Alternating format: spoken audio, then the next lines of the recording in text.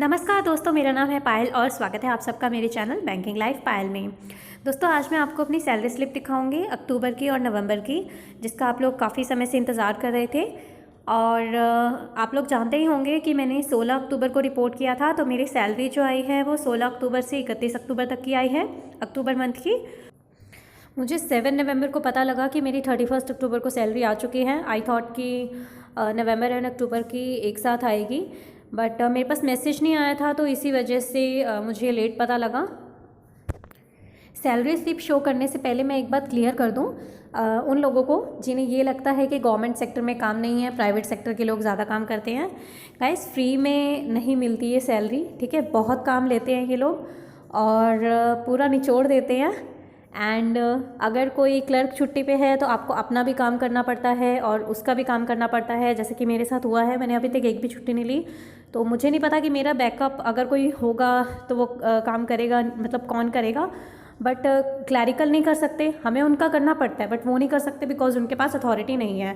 तो काम बहुत लेते हैं तब भी सैलरी मिलती है, फ्री में नहीं मिलती। और गवर्नमेंट सेक्टर में भी उतना ही काम है जितना कि प्राइवेट सेक्टर में होता है। पीओ की टाइमिंग्स का भी बहुत बच्चे पूछते हैं मुझसे। क्लैरिकल की टाइमिंग हमारी ऑफिस में ऐसे रहती है कि वो लोग आते हैं, सब लोग सेम ही टाइम पे आते हैं। मॉर्निंग का टाइम सबका फिक्स रहता है कि 10:45 11 बजे बैंक खुलता है। और क्लैरिकल स्टाफ 5 बजे या 5:15 बजे तक चले जाते हैं। बट हमारा कोई टाइम नहीं है पीओ का एंड बाकी ऑफिसर्स का।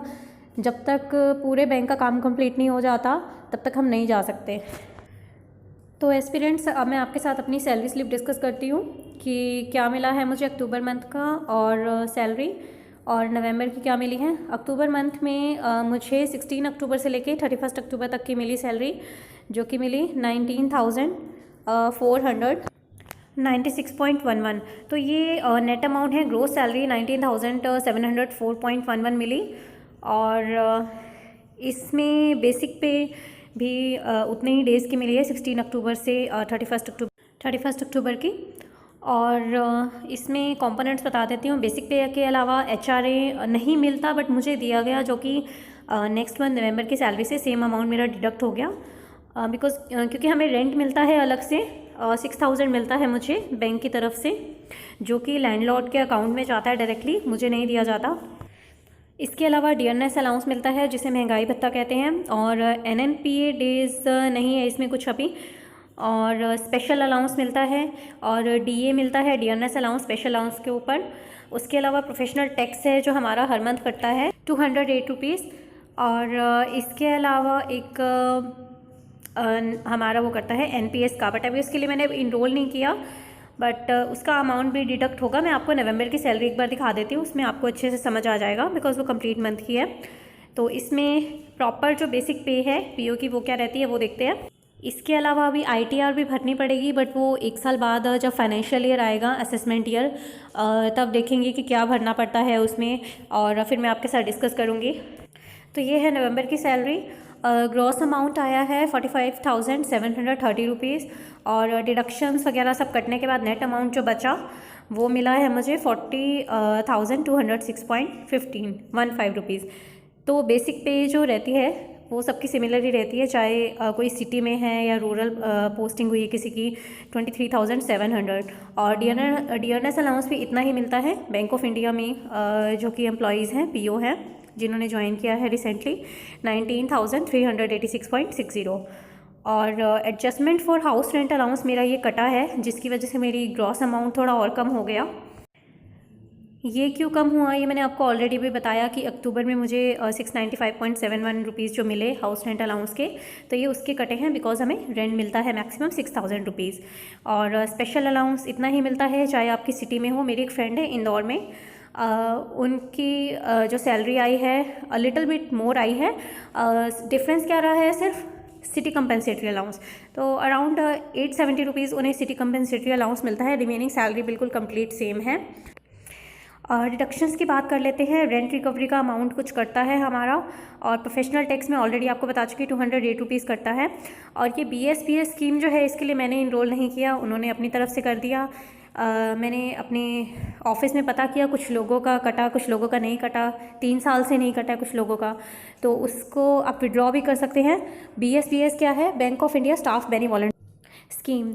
तो bank of India staff benevolent scheme है, जिसमें कि अगर किसी मेंबर की डेथ हो जाती है तो उन्हें अमाउंट दिया जाता है उनके फैमिली वालों को 1,80,000 समथिंग, तो ऐसा ही कुछ है। और अगर आपको विड्रॉ करना है तो क्या करना होता है कि आपको हैंड रिटन एप्लीकेशन देके उसको स्कैन करके आपको मेल करना होता है अपने जोनल ऑफिस। तो अभी मैंने अप्लाई किया है, देखते हैं कब विड्रॉ होता है स्कीम से। उसके बाद अमाउंट डिडक्ट नहीं होगा, बट प्रीवियस रिकवर नहीं हो पाएगा। पहले 230 रुपीज़ समथिंग कटता था, मैंने पता किया अपने कलीग से, बट अब उन्होंने 555 कर दिया है, जो कि क्वार्टरली कटता है, मंथली नहीं कटता। तो अभी जैसे क्वार्टर चल रहा है तो उसका कटा है। और BOI ऑफिसर्स एसोसिएशन उज्जैन, ये एसोसिएशन के अगर जब अब आप मेंबर बनते हैं तो उसका अमाउंट कटता है। क्लर्क जो है उनका 30 रुपीज़ कटता है, हमारा 200 कटता है। इसमें भी कंपल्शन नहीं है, आपकी मर्ज़ी है, आपको ज्वाइन करना है तो आपका डिडक्ट होगा, अदरवाइज़ नहीं होगा। आप इससे ऑप्ट आउट भी कर सकते हैं एसोसिएशन से। उसके लिए आपको HRMS में जाना पड़ता है, वहाँ पे आप रिक्वेस्ट डालेंगे तो वहाँ से ऑप्ट आउट कर सकते हैं आप। और ये मंथली कटता है 200 रुपीज़। जो मैं NPS की बात कर रही थी उसकी जगह अभी हमारा ये DCPS है, ये पेंशन स्कीम का ही है, तो ये कटा है, ये फिक्स्ड अमाउंट है, ये सबका इतना ही कटेगा BOI में, जितने भी लोग हैं बेसिकली ऑफिसर्स का। और जो क्लैरिकल है उनका थोड़ा सा कम कटता है। ग्रॉस सैलरी मुझे हर मंथ मिलेगी। अभी क्या हुआ, मेरा 695.71 रुपीज़ कटा, जो अब दोबारा नहीं कटेगा बिकॉज एक बार कट चुका है। तो उसको आप मेरी ग्रॉस सैलरी में अगर ऐड कर देंगे 45,730.10 में, तो वो मेरी मंथली सैलरी होगी जो हर मंथ मुझे मिलेगी ग्रॉस सैलरी। और बाकी उसके अलावा जो डिडक्शंस कटती हैं जो जैसे कि रेंट रिकवरी हो गया, प्रोफेशनल टैक्स हो गया, और एसोसिएशन का हो गया। BSPS नहीं कटेगा बिकॉज वो क्वार्टरली है, और ये DCPS का कट गया अमाउंट, ये मंथली कटेगा। तो उसके अलावा जो नेट अमाउंट बचेगा वो मुझे मिलेगा, जो कि इन हैंड आप कह सकते हैं सैलरी जो आपके अकाउंट में आएगी।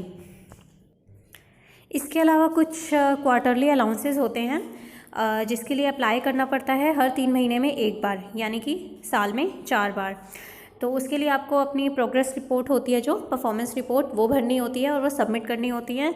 देन आपके जो मैनेजर हैं, ब्रांच मैनेजर, वो रिव्यू करेंगे, उस HRMS से करना होता है, और जोनल ऑफिस जाएगी वो रिक्वेस्ट आपकी, और फिर परफॉर्मेंस रिपोर्ट, और फिर वो वहाँ अप्रूव होगी, उसके बाद आप क्लेम ले सकते हैं। उसके लिए 7 डेज़ की एक विंडो खुलती है, मतलब आपके पास मैसेज आता है सिस्टम में, मेल आ जाती है कि 7 डेज़ का ही टाइम पीरियड देते हैं कि आपको 7 डेज़ का, या डिपेंड ऑन देम कि कितने टाइम का वो देते हैं टाइम पीरियड, कि आपको इस टाइम के बीच में आपको अपना क्लेम के लिए अप्लाई करना है। तो अभी 11 नवंबर तक हमें अप्लाई करना है, 11 दिसंबर तक।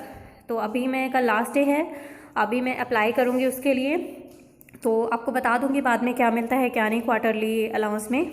बाकी मैंने अपने सीनियर्स से पूछा तो उन्होंने बताया, शी सेड कि आपको 5 टाइप के अलाउंसेस होते हैं जिनके लिए आपको अलग अलग क्लेम डालना पड़ता है, 5 के लिए ही।